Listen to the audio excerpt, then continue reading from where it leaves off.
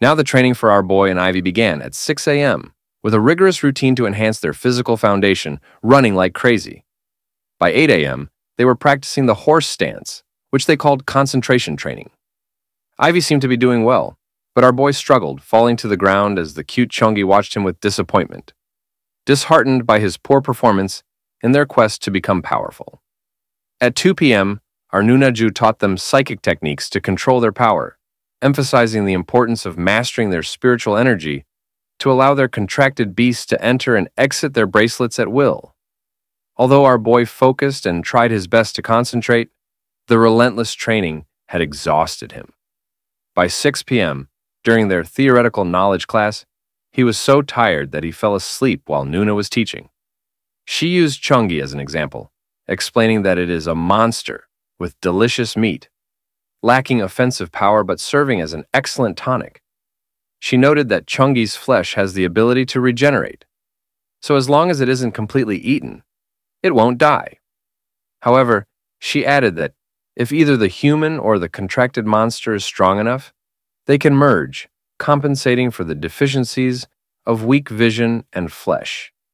Despite her explanation, it seemed no one was really listening. Nevertheless, after the training ended, our boy continued to work hard, delivering food to customers. But as we know, he was exhausted and overwhelmed, realizing that such a life is simply not sustainable for a human being like him. While driving with his best buddy Scooter, he thought to himself that if he continued like this, he might die before he could get rid of the demon. But he decided to let it go and go with the flow of life. He recalled what our Nuna Jew had told him about his poor foundation, but with a sudden smile and a surge of motivation, he resolved not to give up. He cursed her for daring to look down on him and swore he would show her just how persistent he could be as the ace of delivery boy, determined to get 5-star reviews. And Aslo mentioning her as the girl with glasses, he told her to wait for him. After that eventful night, half a month passed, and our boy seemed to be hurrying to make deliveries, showing some improvement as he now ran instead of using his scooter. But it turned out his scooter was under maintenance that day, but it seemed he didn't need it, as he was running with incredible speed. As he ran, he lamented that if he had known, he wouldn't have needed to walk to deliver food to exercise his strength, because he worried about receiving his first negative review. However, as he continued talking to himself, he noticed something ahead, a man who seemed about to commit suicide. But our boy sensed something more sinister, realizing the man was possessed and exuding an aura of a demonic spirit. Seeing this, our boy lacked the confidence to defeat the creature and hated himself for not being strong enough. He couldn't even identify what kind of monster it was. However, driven by his kindness and making a quick decision, he didn't hesitate and rushed to stop the man, realizing that he was about to commit suicide. But the man suddenly started to jump into the water, shocking our boy. He dropped his belongings, resigned to being late, and immediately jumped in after the man, shouting for him to stop. As he dived in and reached for the drowning man, he noticed something strange below, tentacle-like appendages pulling the man deeper into the water.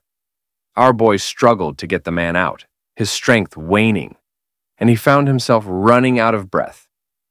Desperately, he focused and told himself to concentrate, realizing it was time to put his training to the test. Gathering his spiritual power into his hands, he exerted a force and, to his relief, managed to pull the man to safety.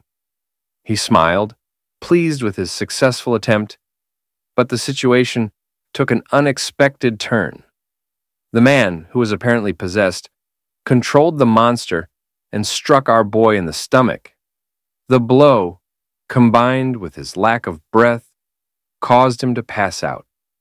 As our boy and the man began to sink, being dragged down by the mysterious monster, they were fortunately saved by 2 beasts who grabbed them and pulled them to safety. As they emerged from the water, they were dropped onto the ground. Our boy, gasping for breath, began coughing and vomiting the water he had swallowed in the river. Suddenly, a mysterious figure appeared, the one who had saved them, remarking that he had expected the person who conquered Cheongi to be very powerful, but it seemed that the boy was a weakling. Confused, our boy looked at him, and I noticed that the guy's beast was somewhat unusual, different from a normal monster. It appeared to share a single body, with a snake as the tail of a large bird. But anyway, sitting there, the mysterious man seemed also looking down on our boy, mocking him for almost dying at the hands of a mere river monster. From our boy's perspective, the guy seemed like a bird tweeting nonsense, as he couldn't hear him clearly from such a distance, and wondered if the man was just talkative. Ignoring the stranger, our boy remembered the man he had tried to save and, worried about his condition, hurriedly looked for him. Fortunately, the man was fine and seemed to have regained his senses, coughing and also spitting out the water he had swallowed from the river. Our boy asked him if he was okay and if he wanted to go to the hospital. The man thanked him for saving his life and explained that he had been walking by the river when, suddenly, everything went dark and he lost consciousness. Meanwhile, the mysterious guy descended from above, landing like an iron statue. He told the man that he was in serious trouble, pointing out a dark mark on his forehead, a sign of bad luck and misfortune. The mysterious figure warned him that although he had escaped drowning today, he might not be so lucky next time. Instead of being scared, the uncle seemed amazed and surprised, praising the mysterious man for his abilities. Meanwhile, our boy tried to stop him, but the man silenced him by throwing a talisman into his mouth, rendering him mute and unable to intervene. Shocked and struggling to remove the talisman, our boy could only watch as the man questioned the uncle about how he had been feeling in recent days. The uncle, surprised by the unique beast on the man's shoulder, an animal he had never seen before, and began describing his recent experiences. He mentioned feeling like a dark shadow was always lurking at his window, staring at him in a terrifying way. He also recounted the event earlier that day when he fell into the river while in a trance.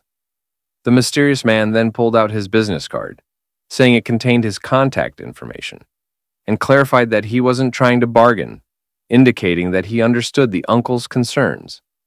The uncle, grasping the situation, assured him that he knew the rules and promised a generous reward if the man could fix his problem.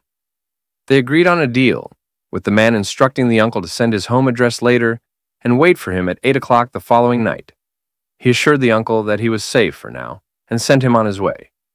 While it seemed the uncle was more afraid of the mysterious man than the monster, possibly because he valued his wealth and perceived the man as a collector. In a hurry, the uncle left, saying he would await the good news. As the uncle left, finally, our boy managed to remove the talisman and angrily shouted at the man, demanding to know who he was. He scolded him for rudely cutting him off, comparing his outburst to being lectured by a mother. The man, full of confidence, introduced himself as Li Qingyan, a member of their association. He explained that he was assigned to guard the area against monsters and didn't expect to run into our boy there. As he spoke, he raised his talisman, boasting that it was a powerful weapon capable of defeating the monster. And after introducing himself, they walked toward the river. Li told him that their task was to deal with the monster in the river first, before they could help others. He added that it would be a good experience for both of them, and a chance for him to exercise his beast. Our boy, still uncertain, asked if they were strong enough to handle it. Li confidently assured him of his skills. Li told him not to worry, claiming that his talisman was different and superior to those of other members of their association. He boasted that only he could handle the monster easily, pulling out his talisman again and throwing it, asserting that he could manage the monster alone. As the talisman landed and burned over the course of an hour, our boy remarked that it was not impressive at all. Li, now panicking and sweating, said that the small monsters hiding there had something unexpected. Our boy suggested that Li might be too weak, which is why the monster wasn't showing itself, and proposed that they ask for help. Before he could finish, a sea monster with a hideous, Medusa-like face and a human face on its forehead suddenly appeared. Both of them were stunned by the monstrous creature's sheer size, and in their shock, They ran away in terror. Lee asked why our boy was running so fast, when he was the one who had been the most eager to confront the monster. As they fled, the sea monster pursued them. Our boy confronted Lee, questioning why the little monster he had mentioned was so enormous and accusing him of lying. He warned Lee that without his prior experience, he would likely have been killed again. Lee explained that he hadn't expected the monster to have such a terrifying face on its forehead. Amidst their argument, the sea monster continued to chase them. This is the end of the video. Please continue to support our channel. Thank you, everyone. See you in the next chapter.